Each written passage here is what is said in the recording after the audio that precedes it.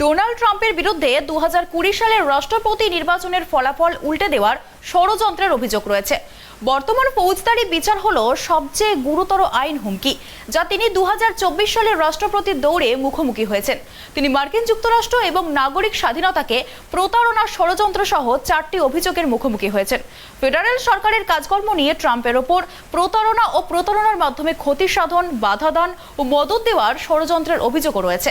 Trump বিশ্বাস করেন যে এটি তার বিরুদ্ধে প্রতিহিংসামূলক কাজ।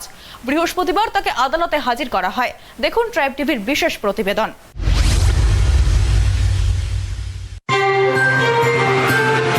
ট্রাম্প সেই প্রথম রাষ্ট্রপতি যিনি একটি ফেডারেল অপরাধের জন্য অভিযুক্ত। তবে তার বিরুদ্ধে ইতিমধ্যে দায়ের করা মামলাগুলো যদি দেখা যায়, তাহলে এই তৃতীয় অভিযোগটি রিপাবলিকান ভোটারদের মধ্যে তার জনপ্রিয়তা বাড়াতে পারে। তবে তার বিরুদ্ধে অভিযোগ গুরুতর। অভিযোগে প্রাক্তন রাষ্ট্রপতিকে নির্বাচনে কারচুপির বিষয়ে মিথ্যা বর্ণনা দেওয়ার জন্য অভিযুক্ত করা হয়েছে, যাতে রাষ্ট্র তাকে নির্বাচনের ফলাফল উল্টে দিতে সহায়তা করতে পারে। The attack on our nation's capital on January 6th. আমাদের দেশের রাজধানীতে হামলা হয়েছিল, যা আমেরিকান গণতন্ত্রের উপর একটি নজিরবিহীন আক্রমণ। অভিযোগপত্রে উল্লেখ করা হয়েছে মিথ্যার মাধ্যমে প্রচার করা হয়েছে। অভিযুক্ত মার্কিন সরকারের ব্যবসায় বাধা দেওয়ার অভিপ্রায়ে মিথ্যে বলা হয়েছে। The results of the presidential election.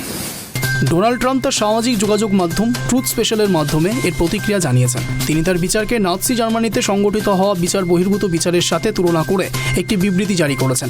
অভিযোগ গঠনের পরপরই তিনি একটি মেইল পাঠিয়েছিলেন যে তিনি হোয়াইট হাউসের পক্ষে প্রচার চালিয়ে যাবেন। তবে এখানে বৃহস্পতিবার ওয়াশিংটন ডিসিতে 2020 সালের নির্বাচনের 2 মাস পরে ট্রাম্পের অভিযোগ করা অপরাধ সম্পর্কে শুনানি হয়। ইতিমধ্যে তার বিরুদ্ধে অন্যান্য মামলায় অভিযোগ গঠন করা হয়েছে।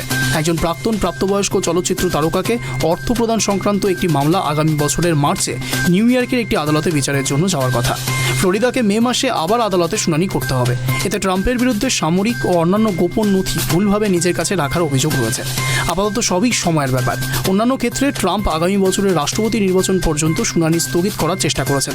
তবে এক্ষেত্রে প্রসিকিউটররা বলেছেন যত দ্রুত সম্ভব বিচার করতে চান তারা। Bureau report, tribe TV.